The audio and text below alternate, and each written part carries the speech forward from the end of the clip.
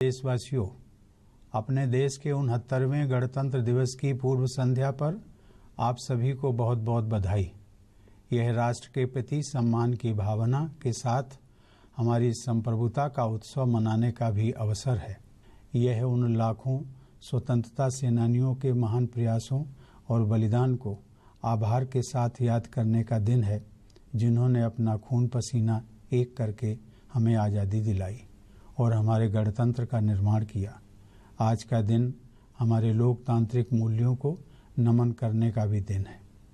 देश के लोगों से ही लोकतंत्र बनता है। हमारे नागरिक केवल गणतंत्र के निर्माता और संरक्षक ही नहीं हैं, बल्कि वे ही इसके आधार स्तंभ हैं। हमारा हर नागरिक हमारे लोकतंत्र को शक्ति देता है। हर एक सैनिक जो हमारे देश की रक्षा करता है, हर एक किसान जो हमारे देशवासियों का पेट भरता है, हर एक पुलिस और अर्धसैनिक बल जो हमारे देश को सुरक्षित रखता है, हर एक माँ जो देशवासियों का पालन पोषण करती है, हर एक डॉक्टर जो देशवासियों का उपचार करता है, हर एक नर्स जो देशवासियों की सेवा करती है, हर एक स्वच्छता कर्मचारी जो हमारे देश को साफ सुथरा और स्वच्छ रखता है, हर एक अध्यापक जो हमारे देश को शिक्षित बनाता है, हर एक वैज्ञानिक जो हमारे देश के लिए इनोवेशन करता है, हर एक मिसाइल टेक्नोलॉजिस्ट जो हमारे देश की क्षमता को एक नई ऊंचाई पर ले जाता है, हर एक जागरूक आदिवासी जो हमारे देश के पर्यावरण और प्राकृतिक संसाधनों को सुरक्षित रखता है, हर एक इंजीनियर जो हमारे देश को एक नया स्वरूप देता है, हर एक कामगार जो हमारे देश का निर्माण करता है, हमारे वरिष्ठ नागरिक जो गर्व के साथ यह देखते हैं कि वे अपने लोकतंत्र को कितना आगे ले आए हैं, हर एक युवा जिसमें हमारे देश की ऊर्जा, आशाएं और भविष्य समाये हुए हैं, और हर एक प्यारा बच्चा जो हमारे देश के लिए नए सपने देख रहा है। ऐसे और भी बहुत सारे लोग हैं जिनका मैं उल्लेख नहीं कर पाया। वे भी अलग अलग तरीकों से देश को अपना योगदान दे रहे हैं। आप सभी को गणतंत्र दिवस की ढेर सारी शुभकामनाएं। 26 जनवरी 1950 को भारत एक गणतंत्र के रूप में स्थापित हुआ। हमारे राष्ट्र निर्माण की यात्रा में यह दूसरा महत्वपूर्ण पड़ाव था। हमें आज़ादी हासिल किए हुए लगभग 2.5 साल ही बीते थे, लेकिन संविधान का निर्माण करने, उसे लागू करने और भारत के गणराज्य की स्थापना करने के साथ ही हमने वास्तव में सभी नागरिकों के बीच बराबरी का आदर्श स्थापित किया, चाहे हम किसी भी धर्म, क्षेत्र या समुदाय के क्यों न हों। समता या बराबरी के इस आदर्श ने आज़ादी के साथ प्राप्त हुए स्वतंत्रता के आदर्श को पूर्णता प्रदान की। एक तीसरा आदर्श भी था जो हमारे लोकतंत्र के निर्माण के सामूहिक प्रयासों को और हमारे सपनों के भारत को सार्थक बनाता था। यह था बंधुता या भाईचारे का आदर्श, मिलजुल कर रहने और काम करने का आदर्श। जैसा कि हम जानते हैं, हमारी आज़ादी हमें एक कठिन संघर्ष के बाद मिली थी। इस संग्राम में लाखों लोगों ने हिस्सा लिया था। उन स्वतंत्रता सेनानियों ने देश के लिए अपना सब कुछ न्यौछावर कर दिया। बहुतों ने तो अपने प्राणों की आहुति दे दी।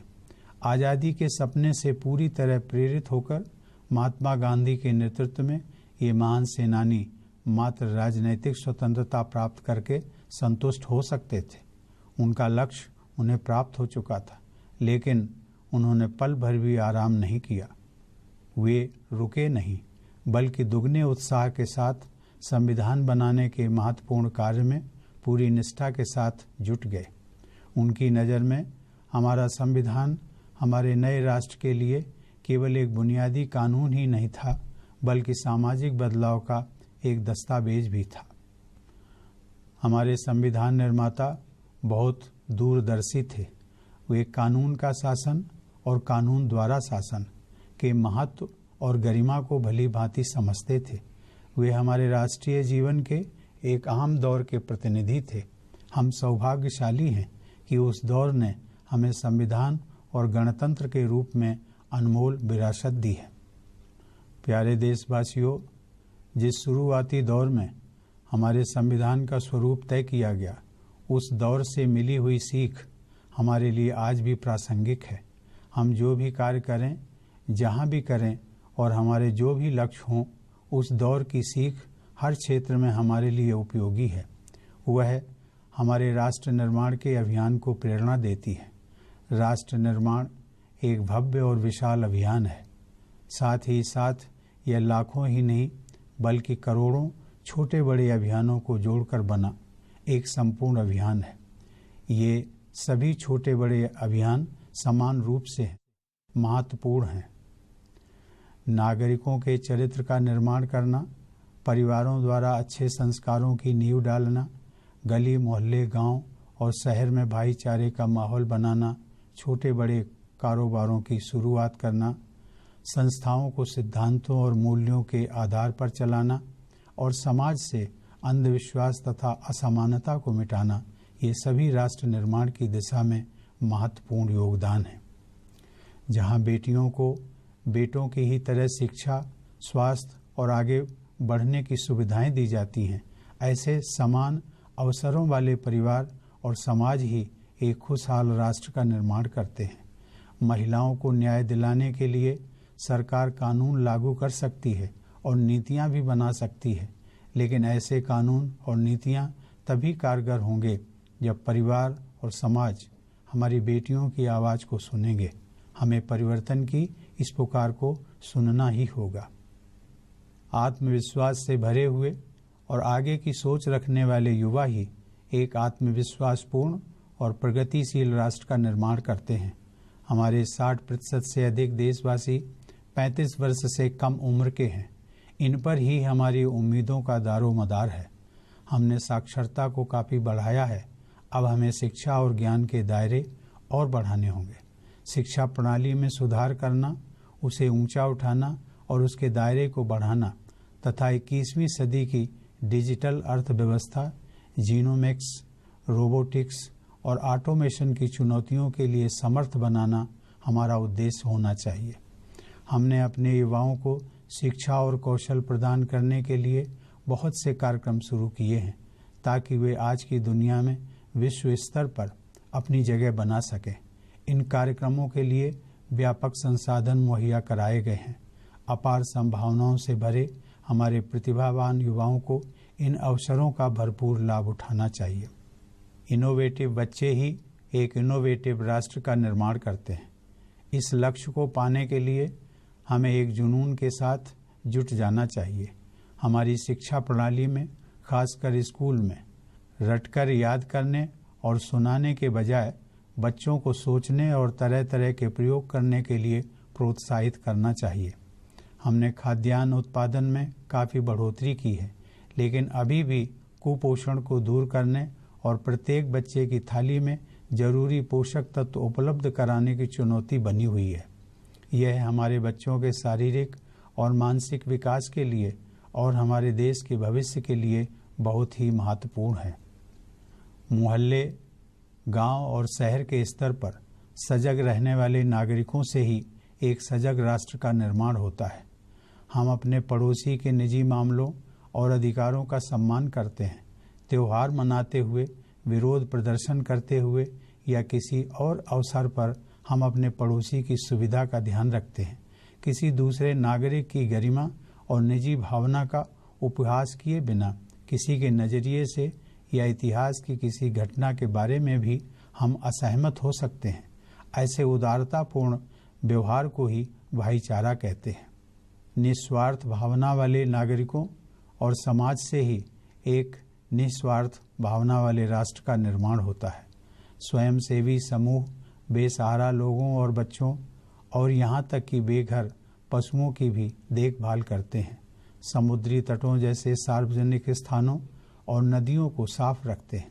यहाँ हम किसी अपरिचित व्यक्ति की मदद करने के लिए रक्तदान या अंगदान करने को तैयार रहते हैं। यहाँ आदर्शों से प्रेरित नागरिक दूर दराज के इलाकों में जाकर बच्चों को लगन के साथ पढ़ाते हैं और शिक्षा के माध्यम से उन बच्चों की ज़िंदगी संवार देते हैं। वो किसी के कहने पर नहीं बल्कि अपनी अंतरात्मा की आवाज़ सुनकर ऐसा करते हैं। ऐसे राष्ट्र में संपन्न परिवार अपनी इच्छा से अपनी सुविधा का त्याग कर देता है। आज यह सब्सिडी वाली एलपीजी हो या कल कोई और सुविधा भी हो, ताकि इसका लाभ किसी ज़्यादा ज़रूरतमंद परिवार को मिल सके। आइए हम सभी अपनी तमाम सुविधाओं को एक साथ जोड़ कर देखें और इसके बाद हम अपने ही जैसी पृष्ठभूमि से आने वाले उन वंचित देशवासियों की ओर देखें जो आज भी वहीं खड़े हैं जहां से कभी हम सब ने अपनी यात्रा शुरू की थी। हम सभी अपने अपने मन में झांकें और खुद से ये सवाल करें, क्या उसकी ज़रूरत मेरी ज़रूरत से ज़्यादा बड़ी है? परोपकार करने और दान देने की भावना हमारी युगों पुरानी संस्कृति का हिस्सा है। आइए हम सब इस भावना को और भी मजबूत बनाएं। सांस्कृतिक परंपराओं, कलाओं तथा हस्तशिल्प को संरक्षण और बढ़ावा देने के सामूहिक संकल्प से एक जीवंत संस्कृति वाले राष्ट्र का निर्माण होता है। चाहे लोग रंगमंच के कलाकार हों, पारंपरिक संगीतकार हों, बुनकर और हथकरघा कारीगर हों, या फिर वे परिवार हों जो सदियों से लकड़ी के बेहतरीन खिलौने या रोज़मर्रा के इस्तेमाल में आने वाले बांस के सामान बनाते आ रहे हैं। इन सब के हुनर को जिंदा रखने के लिए तथा उन्हें और आगे बढ़ाने के लिए प्रभावी प्रयास करने होंगे। अनुशासित और नैतिकतापूर्ण संस्थाओं से एक अनुशासित और नैतिक राष्ट्र का निर्माण होता है। ऐसी संस्थाएं अन्य संस्थाओं के साथ अपने भाईचारे का सम्मान करती हैं। उत्कृष्टता के साथ कोई समझौता किए बिना वे अपने कामकाज में ईमानदारी, अनुशासन और मर्यादा बनाए रखती हैं। ऐसी संस्थाओं में वहाँ काम करने वाले लोगों की नहीं बल्कि संस्था की महत्ता सबसे ऊपर होती है। इन संस्थाओं के सदस्य देशवासियों के ट्रस्टी के रूप में अपने पद की अपेक्षाओं पर खरे उतरते हैं। भारत के राष्ट्र निर्माण के अभियान का एक अहम उद्देश्य एक बेहतर विश्व के निर्माण में योगदान देना भी है। ऐसा विश्व जो मेल जोल और आपसी सौहार्द से भरा हो तथा जिसका अपने साथ और प्रकृति के साथ शांतिपूर्ण संबंध हो। यही वसुधैव कुटुंबकम का सही अर्थ है। आज के तनाव भरे और आतंकवाद से प्रभावित युग में यह आदर्श भले ही व्यवहारिक न लग रहा हो, परंतु यही आदर्श हजारों वर्षों से हम सबको प्रेरणा देता आया है। इसकी झलक हमारे संविधान के मूल्यों में भी देखी जा सकती है। हमारा समाज इन्हीं सिद्धांतों पर आधारित है और यही आदर्श हम विश्व समुदाय के सामने भी प्रस्तुत करते हैं। यही भावना हम प्रवासी भारतीय परिवारों के विषय में भी अपनाते हैं। जब विदेशों में रहने वाले भारतीय किन्हीं परेशानियों से घिर जाते हैं, तब स्वाभाविक रूप से हम उनकी मदद करने के लिए आगे आते हैं। प्यारे देशवासियों, मैंने अभी अभी स्वतंत्रता प्राप्ति और पहले गणतंत्र दिवस के बीच के महान दौर का उल्लेख किया।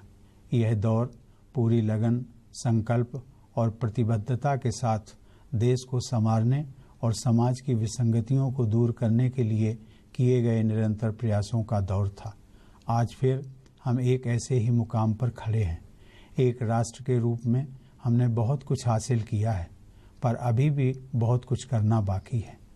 हमारे लोकतंत्र का निर्माण करने वाली पीढ़ी ने जिस भावना के साथ काम किया था, आज फिर उसी भावना के साथ काम करने की ज़रूरत है। वर्ष 2020 में हमारे गणतंत्र को 70 वर्ष हो जाएंगे। 2022 में हम अपनी स्वतंत्रता की 75वीं वर्षगांठ मनाएंगे। निकट भविष्य में आने वाले ये बहुत ही महत्वपूर्ण अवसर हैं। स्वतंत्रता सेनानियों और संविधान के निर्माताओं द्वारा दिखाए रास्तों पर चलते हुए हमें एक बेहतर भारत के निर्माण के लिए प्रयास करना है। एक ऐसे भारत के निर्माण के लिए जो अपनी योग्यता के अनुरूप 21वीं सदी में विकास की नई ऊंचाइयों पर खड़ा होगा और जहां हर एक नागरिक अपनी क्षमता का भरपूर उपयोग कर सकेगा। जिस तरह एक माँ अपने बच्चों का पेट भरने के लिए हमेशा तत्पर रहती है, उसी तरह इस देश के 130 करोड़ से ज़्यादा लोगों का पेट भरने के लिए हमारे किसान दिन रात कड़ी मेहनत करते हैं।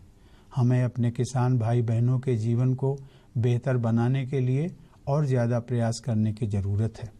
हमारी सशस्त्र सेनाओं तथा पुलिस और अर्धसैनिक बलों के बहादुर जवानों को उनकी आवश्यकता के अनुरूप साधन एवं उपकरण मिलते रहें, इसके लिए हमें अपने सामरिक निर्माण क्षेत्र को निरंतर आधुनिक और मजबूत बनाए रखना होगा। हम सस्टेनेबल डेवलपमेंट के लक्ष्यों की प्राप्ति की दिशा में तेजी से आगे बढ़ रहे हैं। इन लक्ष्यों के तहत हम गरीबी को समाप्त करने, सभी के लिए उत्तम शिक्षा और स्वास्थ्य सुविधाएं उपलब्ध कराने और हमारी बेटियों को हर एक क्षेत्र में समान अवसर दिलाने के लिए वचनबद्ध हैं। हमें स्वच्छ, हरित और सक्षम ऊर्जा कम दरों पर लोगों तक पहुंचानी है। हमें सभी के लिए आवास के लक्ष्य को उन करोड़ों परिवारों तक पहुंचाना है जिन्हें आज भी अपने घर का इंतजार है। हमें एक ऐसे आधुनिक भारत की रचना करनी है जो प्रतिभावान लोगों का और उनकी प्रतिभा के उपयोग के लिए असीम अवसरों वाला देश हो। आज भी हमारे बहुत से देशवासी सामाजिक और आर्थिक रूप से पिछड़े हुए हैं। वे गरीबी में किसी तरह अपनी जिंदगी गुजार रहे हैं। हमारे इन भाइयों और बहनों को सम्मान देते हुए उनकी बुनियादी ज़रूरतों को पर्याप्त मात्रा में पूरा करना और विकास के अवसर निरंतर प्रदान करते रहना हमारे लोकतंत्र का सबसे महत्वपूर्ण उद्देश्य है। उनके जीवन को खुशहाल बनाना ही हमारे लोकतंत्र की सफलता की कसौटी है। गरीबी के अभिशाप को कम से कम समय में जड़ से मिटा देना हमारा पुनीत कर्तव्य है। यह कर्तव्य पूरा करके ही हम संतोष का अनुभव कर सकते हैं। प्यारे देशवासियों, हम सबका सपना है कि भारत एक विकसित देश बने। उस सपने को पूरा करने के लिए हम आगे बढ़ रहे हैं। हमारे युवा अपनी कल्पना, आकांक्षा और आदर्शों के बल पर देश को आगे ले जाएंगे।